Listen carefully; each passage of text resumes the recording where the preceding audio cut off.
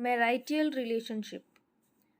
Marital relationship एक legal and social union है between spouses. जैसा कि हम रिलेशनशिप या लव में पढ़ते हैं या कैजुअल रिलेशनशिप जो शादी से पहले होता है, उसमें हम यही कह सकते हैं कि एक परसीव नोशन नहीं होता कि अच्छा लॉन्ग टर्म होगा या वो लीगली या ऑफिशियली नहीं होता है। लेकिन जब मैरिज हो जाती है, एक मैरिटल रिलेशनशिप क्या होता है, it is a legal and social union between spouses and it's a special type of committed relationship recognized by the law।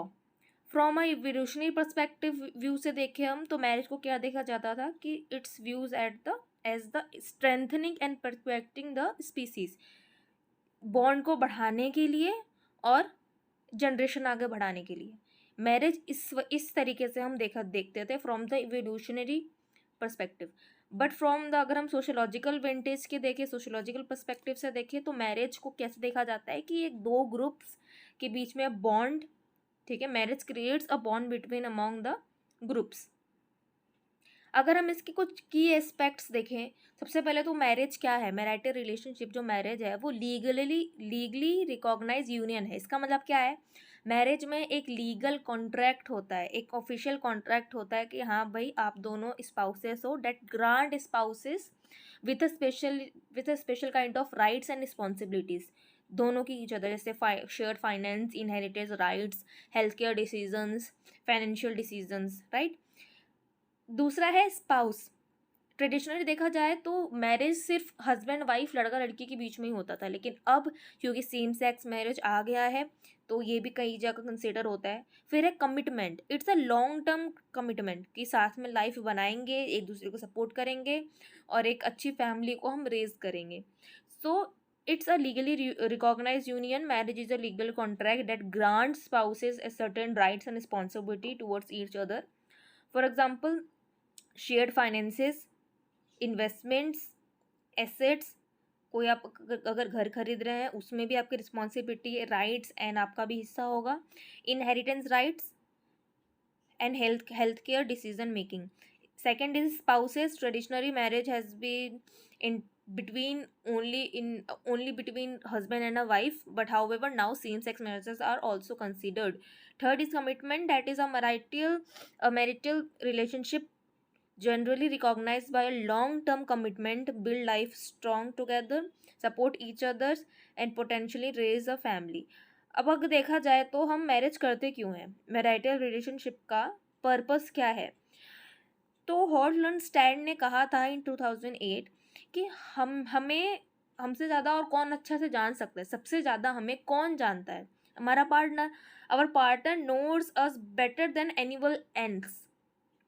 किसी से भी ज़्यादा, सबसे ज़्यादा हमको कौन जानता है, हमें हमारा पार्टनर, क्योंकि वो हरदम हमारे आसपास रहता है, उसको हमारी सारी चीज़ें पता है, उसको हमारे थॉट्स पता है, डिसीजन पता है, वैल्यूज़ पता है, बिलीव्स पता है, इंटरेस्ट पता है, हॉबीज़ पता है, ठीक है।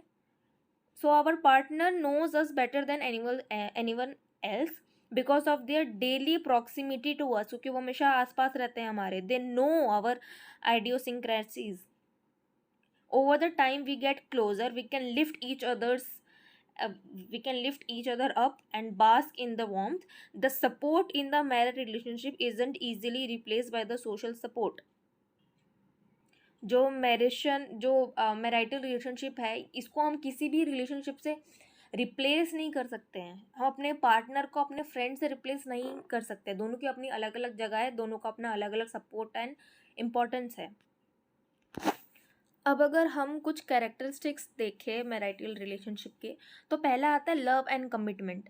एक स्ट्रॉन्ग फाउंडेशन प्ले करता है love and commitment. Strong foundation किसमें, एक रिलेशनशिप में प्यार होना चाहिए और कमिटमेंट होना चाहिए कि हाँ भाई आपके साथ मैं ये रिलेशनशिप परमानेंसी में हूँ और मैं यही हूँ, आपको प्रायोरिटाइज करता हूँ and we will work together and face challenges and build our life, ठीक है। सेकेंड होता है ट्रस्ट एंड ऑनेस्टी। मैं तो कहूँगी कि trust and honesty is the main fundamental pillar of any relationship. Loyalty and honesty form a stable and happy relation. This allows you to feel safe and secure sharing your vulnerabilities. Third is respect. चाहे हम गुस्से में हो, गुस्से में नहीं हो, normal situation हो, एडवर्स सिचुएशन हो, पार्टनर के प्रति एक respect, deep sense of respect होना बहुत ज़रूरी है। उनके वैल्यूज़ को रिस्पेक्ट करना, भले ही वो कॉन्ट्रारी हो, उनके ओपिनियंस को रिस्पेक्ट करना। और इससे क्या होगा, अगर हमारे प्रति या हम दोनों के प्रति, अगर हम और हमारे पार्टनर एक दूसरे के प्रति रिस्पेक्ट रखेंगे, आदर रखेंगे, तो वी फील, क्या हम वैल्यूड फील करते हैं एंड अप्रिशिएटेड फील करते हैं कि हाँ भाई ये मेरी कद्र करते हैं और हम आपकी कद्र करते हैं। Fourth is communication. Communication is the key, मैं तो ये कहूँगी, ठीक है, क्योंकि it is the most important thing in any relationship, to communicate, to effectively communicate. Effective communication is a key for every relationship. Being able to express their feelings and emotions includes active listening, honest communication about needs, desires and conflict. बात कीजिए कि आपको क्या पसंद है, क्या नहीं पसंद है, अबाउट योर नीड्स, आपको क्या ज़रूरत है, क्या डिज़ायर, आप क्या चाहते हो, आपकी ड्रीम्स क्या है, आपकी क्या चाहते हैं, कॉन्फ्लिक्ट्स, आपको किस चीज़ से प्रॉब्लम हो रही है। एक्टिव लिसनिंग, सुनिए और बात कीजिए। फिफ्थ है कॉन्फ्लिक्ट रिजोल्यूशन। कॉन्फ्लिक्ट, देखिए हर रिलेशनशिप में हर जगह डिसएग्रीमेंट्स होते ही हैं, वो तो इनएविटेबल है, लेकिन हेल्दी कपल्स किस चीज़ पे फोकस करते हैं, वो कॉन्फ्लिक्ट को हटाते हैं कंस्ट्रक्टिवली। एक हम ये कह सकते हैं कि एक ए पॉइंट है, एक बी पॉइंट है, आपका पार्टनर ए पॉइंट पे है, आप बी पॉइंट पर हो, लेकिन you have to work together each other. अगर आप आएंगे तो कोई ज़्यादा आएगा, कोई कम आएगा, प्रॉब्लम होगी। इससे अच्छा ए आप और बी पॉइंट पे आपका पार्टनर है, आप दोनों एक ट्रायंगुलर फॉर्म में आप विजुअलाइज कीजिए, आप एक कॉमन पॉइंट पे पहुंचिए सी पे, जहाँ थोड़ा सा वो शिफ्ट हो और थोड़े से आप शिफ्ट हो। सो इस तरीके से कॉन्फ्लिक्ट रिजोल्यूशन करते हैं हेल्दी कपल्स, इसलिए वो स्टेबल भी रहते हैं, क्योंकि they are willing to compromise for their relation. Sixth है इमोशनल इंटीमेसी। आप एक दूसरे से सारे अपने फियर्स, ड्रीम्स, सब कुछ शेयर करते हो और अंडरस्टैंडिंग है आपके बीच में, तो वो इमोशनल इंटीमेसी हो गया। फिर आता है physical intimacy, maintaining a healthy level of closeness. इसमें कडल हो सकता है, holding hand, sexual intimacy, depending upon the preferences. सारे अलग अलग कपल्स की अलग अलग प्रेफरेंसेस होती है। फिर आता है ग्रोथ एंड सपोर्ट, एक दूसरे को सपोर्ट करना, क्योंकि लाइफ हमेशा स्ट्रेट रहेगी नहीं, लाइफ आपको मेलन्स देगी, ठीक है, लाइफ आपको कर्व बॉल्स देगी। जब लाइफ नींबू दे तो आप उसका शरबत बना के पी जाएं, ठीक है, ये बहुत ही आपने मोटिवेशनल कोट सुना होगा कहीं ना कहीं। सो एक दूसरे को सपोर्ट करें, एक साथ रहे, एक साथ चैलेंजेस को फेस करें, ये होता है मैरिटल रिलेशनशिप के कुछ कैरेक्टरिस्टिक्स, कि ये सब होना चाहिए एक मैरिज में। नाइन्थ है इंटरडिपेंडेंस। अब इंटरडिपेंडेंस को हम कह सकते हैं पॉजिटिव भी, नेगेटिव भी। इट्स अ म्यूचुअल डिपेंडेंस, कि आप एक दूसरे पर रिलाई करते हो, एक दूसरे को सपोर्ट करते हो, लेकिन जब ज़्यादा ही सिर्फ एक ही पर्सन, कुछ ज़्यादा ही आप डिपेंडेंट हो रहे हो दूसरे के ऊपर, तो वो नेगेटिव हो जाता है, को डिपेंडेंसी पे चला जाता है, ठीक है।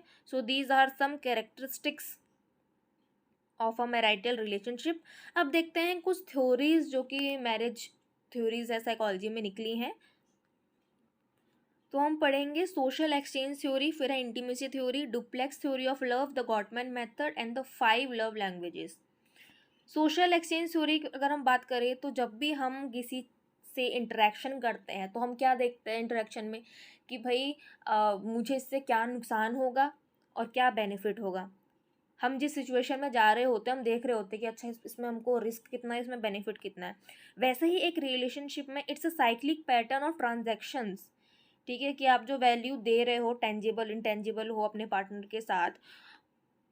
फॉर एग्जांपल, अगर आप अपने पार्टनर से वैल्यूज़ शेयर कर रहे हो, अपने इंटरेस्ट, अपने डीपेस्ट फियर, डिज़ायर्स, कुछ भी चीज़, अपनी पर्सनल इन्फॉर्मेशन शेयर कर रहे हो, वो ट्रांजेक्शन कर रहे हो, तो आप हमेशा ये सोचोगे कि इसमें रिवॉर्ड कितना है और कॉस्ट एसोसिएटेड कितना है with such and each transactions. Second theory है 8 एलिमेंट्स ऑफ इंटीमेसी, जो कि वेरिंग ने दिया था 1988 में। इसमें 8 चीज़ें आती हैं: conflict resolution, cohesion, compatibility, autonomy, affection and identity, sexuality and expressiveness, ठीक है। कॉन्फ्लिक्ट रिजोल्यूशन की बात करें तो एक कपल कितनी आसानी से ओपिनियन का डिफरेंस को हटाता है और कितनी आसानी से रिजॉल्व करता है कोई भी झगड़ा, कोई भी डिसएग्रीमेंट्स, कोई भी कॉन्फ्लिक्ट, कोई भी फाइट, है ना। अफेक्शन की कितना इमोशनल क्लोजनेस है कपल्स के बीच में। कोहेशन कितने एक दूसरे से कमिटेड है, सेक्सुअलिटी वो कितना कम्युनिकेट कर रहे हैं about their sexual needs and fulfilled in the marriage, identity की दोनों साथ में रहते हुए एक रिलेशनशिप में एक साथ रहते हुए एक इंडिविजुअली आइडेंटिटी कैसे मेंटेन कर रहे हैं, उनका इंडिविजुअली सेल्फ कॉन्फिडेंस कैसा है, एंड सेल्फ एस्टीम या हम कह सकते हैं सेल्फ वर्थ या सेल्फ कॉन्सेप्ट कैसा है, कंपैटिबिलिटी दोनों एक दूसरे के साथ कितना इंजॉय करते हैं जो भी चीज़ खाते हैं पीते हैं घूमते हैं खेलते हैं, ठीक है। ऑटोनॉमी कि एक दूसरे के ऊपर वही इंटरडिपेंडेंस वाले आके ज़्यादा डिपेंडेंस नहीं है, एक इंडिविजुअल आइडेंटिटी भी है इनमें। और how couples it refer autonomy basically refers to how couples become independent from their families of origin and their offsprings. Eighth है expressiveness, degree that thoughts, beliefs and attitudes and feelings are shared between the partners. Third है हमारा duplex theory of love, जो कि Robert जे Sternberg ने दिया था, जिसको हम ट्राइक थ्योरी या ट्रायंगुलर थ्योरी ऑफ लव भी कहते हैं। इसमें इन्होंने 3 चीज़ों की बात की। जो लव है, इन्होंने बोला कि वो इंटीमेसी, पैशन एंड कमिटमेंट ही है, 3 कंपोनेंट ही है। इंटीमेसी यानी कि कितना क्लोजनेस है, स्ट्रेंथ कितना है, कनेक्टेडनेस कितना है, कितने एक दूसरे को क्लोज है वो एक दूसरे के, और कितना वैल्यू करते हैं। पैशन उन्होंने कहा कि this is based upon romance, physical attraction and sexuality. Commitment कहा कि ये लॉन्ग टर्म फैक्टर है, कॉग्निटिव फैक्टर है कि आप कितना एक दूसरे के साथ रहना चाहते हैं, कितने कमिटेड हैं ऑन द परमानेंट बेसिस। अब इन्होंने कहा कि अगर ये तीनों चीज़ें किसी रिलेशनशिप में बैलेंस्ड है, अगर किसी रिलेशनशिप में इंटीमेसी प्रॉपर बैलेंस्ड है, passion proper balanced and commitment proper balanced है, ये तीनों जहाँ बैलेंस है, ये सारे मिलके बनाते हैं एक आइडियल फॉर्म ऑफ लव, जो कि सब लोग क्रेव करते हैं सारे रिलेशनशिप, लेकिन इसको अटेन करना, पाना, अचीव करना बहुत मुश्किल है, जो कि है कंज्यूमेड love. When all 3 angles of the triangle are equally strong and balanced, the ideal form of love creates, that is consummate love, that is difficult to maintain and attain also. 3 इसमें देखिए मैंने बताया था, इंटीमेसी, पैशन एंड कमिटमेंट। जिस relationship में intimacy और passion है, यानी कि लाइकिंग और एन इन्फेक्चुएशन है, वो उसको हम रोमांटिक लव कहते हैं। कंपैशनेट लव किसको हम कह सकते हैं, जिसमें इंटीमेसी और कमिटमेंट हो। जिसमें सिर्फ पैशन ऑफ कमिटमेंट है उसको हम फैक्चुअस लव कहते हैं। लेकिन जिसमें इंटीमेसी, पैशन, कमिटमेंट तीनों हो, यानी लाइकिंग, इन्फेक्चुएशन, एम्प्टी लव तीनों हो, और romantic love, compassionate love and fatuous love तीनों हो, वो सब मिलाकर क्या बनाते हैं, कंज्यूमेड लव, जो कि एक आइडियल फॉर्म ऑफ लव है, जो सारे रिलेशनशिप, सारे कपल्स क्रेव करते हैं एंड चाहते हैं कि वो अचीव करें, लेकिन ये मेंटेन करने में थोड़ा मुश्किल होता है। फोर्थ थ्योरी है हमारी द गॉटमैन मेथड, जो कि इन्होंने 2015 में दिया था।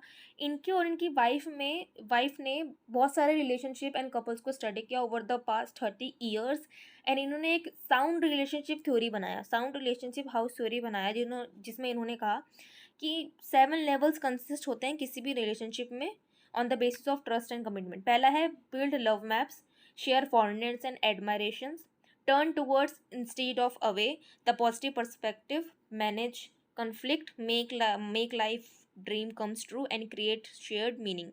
अब इसका मतलब क्या है, कपल एक दूसरे से कम्युनिकेट करेंगे कि हमारा ये इंटरेस्ट है, गोल है, हमें ये साथ में बनाना है, ठीक है, तो इससे बॉन्ड स्ट्रांग होगा। हेल्दी कपल्स क्या करते हैं, वो झगड़े पे ज़्यादा फोकस नहीं करते हैं, वो साइड बाय कर देते हैं, और जो मेन चीज़ है जो उन्होंने साथ मिलकर सपने देखे उसको प्रायोरिटाइज करते हैं और उसके लिए आगे बढ़ते हैं। जब जब हम रिलेशनशिप को, एक बात मैं कहूँगी, अगर आपका झगड़ा हो रहा है और किसी चीज़ में अगर वो बात बड़ी है कि भाई अब नहीं चलेगा, अगर वो बात बड़ी है रिलेशनशिप से, तो आप वो रिलेशनशिप छोड़ दो, और अगर रिलेशनशिप बड़ा है उस बात से, तो वो बात भूल जाइए। ये बेस्ट तरीका है किसी भी कॉन्फ्लिक्ट को भुलाने का इन एनी रिलेशनशिप। फिर है मैनेज कॉन्फ्लिक्ट, ये वही वाली जो मैंने बात बताया। पॉजिटिव पर्सपेक्टिव, कि कभी कभी हम ओवर सेंटिमेंटल हो जाते हैं, ओवर इमोशनल होते हैं, ओवरवेल्म्ड हो जाते हैं, या हमारा झगड़ा थोड़ा ज़्यादा बढ़ जाता है, हम इमोशनली थोड़ा वीक हो जाते हैं।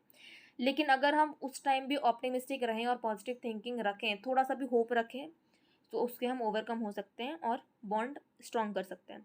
तीसरा है turn towards instead of away, जब कॉन्फ्लिक्ट हो तो दूर दूर ना जाए और पास आए, कम्युनिकेट कर रहे हैं, इससे बॉन्ड स्ट्रॉन्ग होगा और स्टेबल रहेगा रिलेशनशिप। सेकेंड है शेयर फॉन्डनेस एंड एडमायरेशन, एक दूसरे को रिस्पेक्ट करे, अफेक्शन लव शो करे, एक दूसरे को अप्रिशिएट करे, सपोर्ट करे। एंड बिल्ड लव मैप्स, एक दूसरे से बात करें, क्वेश्चन करें, पार्टनर्स एक दूसरे के पार्टनर को जाने कि अच्छा आपका ड्रीम क्या है, मेरा ड्रीम तो ये था, मेरे ये वैल्यूज़ हैं, मैं ये करना चाहती हूँ, मैं ये करना चाहता हूँ, ये मेरे गोल्स हैं। अब फिफ्थ और लास्ट थ्योरी है डॉक्टर गैरी चैंपमैन ने दी थी 1992 में। 5 लव लैंग्वेजेस के बारे में बताया था। ये थ्योरी क्या बोलती है कि बेसिकली 5 लव लैंग्वेजेस है, अगर ये किसी रिलेशनशिप में हो तो बेस्ट है भाई, खास करके मैरिजियल रिलेशनशिप में। पहला है वर्ड्स ऑफ अफर्मेशन, कि आप please, thank you, sorry, you are beautiful, आज तुम अच्छी लग रही हो, आज तुम अच्छे लग रहे हो, ये आपकी शर्ट आपके आपके ऊपर अच्छी लग रही है, आपने जो उस दिन किया था ना वो मुझे अच्छा लगा था। तो आप अच्छी अच्छी बातें बोलिए। वर्ड्स ऑफ अफर्मेशन बहुत ज़रूरी है एक रिलेशनशिप में। गिफ्ट्स दे, ज़रूरी नहीं है कि एक्सपेंसिव हो, लेकिन थॉटफुल हो। एक्ट ऑफ सर्विस, कभी कुछ काम कर दिया, खाने के बाद बर्तन धो दिए, या हम कह सकते हैं कोई गेस्ट आया था, वो गेस्ट जाने के बाद वहाँ पे जो यूटेंसिल्स हैं, कप है, उसको बस जाके रख दिया, छोटे मोटे काम। सो ये एक्ट ऑफ सर्विस। या अगर सुबह उठने में कोई पार्टनर लेट हो रहा है तो उसके लिए चाय बना दी, या शाम का ब्रेकफास्ट, या कुछ छोटा मोटा काम, थोड़ा सा क्लीनिंग कर ली, डस्टिंग कर लिया। फोर्थ है क्वालिटी टाइम। क्वालिटी टाइम का मतलब ये नहीं है कि साथ में मिलके भाई फ़ोन चलाएं, टीवी देखें, लैपटॉप नहीं। स्पेंडिंग अनइंटरप्टेड टाइम टुगेदर, एक दूसरे को सुने, बात करें, कुछ खेल खेले, उससे बॉन्ड स्ट्रांग होगा। अटेंशन दें एक दूसरे को। फिर फिफ्थ है फिजिकल टच। ये कपल के ऊपर प्रेफरेंस होता है कि वो किस तरीके का फिजिकल टच चाहते हैं, ठीक है। तो ये कुछ 5 लव लैंग्वेजेस है according to doctor Gary Chapman. Words of affirmation, act of service, gift, quality time and physical touch. So ये कुछ हमने पढ़ा मैरिटल रिलेशनशिप के बारे में इन सोशल साइकोलॉजी, या हम कह सकते हैं काउंसलिंग साइकोलॉजी, या हम कह सकते हैं रिलेशनशिप साइकोलॉजी में, ठीक है। तो इसका प्लेलिस्ट चल रहा है और भी बहुत सारे अच्छे अच्छे वीडियोस आ रहे हैं, इन्फॉर्मेशनल वीडियोस हैं। आप प्लीज़ एक बार जाके देखिए। प्लीज़ लाइक एंड कमेंट कीजिए कि आपको कैसा लगा हमारा आज का वीडियो। और एक बार क्विक रिव्यू कर लेते हैं। हमने मैरिटल रिलेशनशिप के बारे में पढ़ा कि ये legal and social union between spouses है, ये एक लॉन्ग टर्म कमिटमेंट है, इवोल्यूशनरी पर्सपेक्टिव से देखा, फिर सोशल पर्सपेक्टिव से देखा, लीगली ऑर्गेनाइज्ड है, ठीक है, रिकॉग्नाइज यूनियन है, सोशल कॉन्ट्रैक्ट है, लीगल कॉन्ट्रैक्ट है, स्पाउसेस इसमें होता है, कमिटमेंट होता है, कैरेक्टरिस्टिक्स पढ़ी, love, commitment, trust, honesty, conflict, interdependence, emotional intimacy, physical intimacy, communication, conflict resolution, है ना। फिर थ्योरीज पढ़ी, duplex theory, 5 love languages, Gottmann method, social exchange theory and 8 elements of intimacy, है ना, इन सब के बारे में पढ़ा।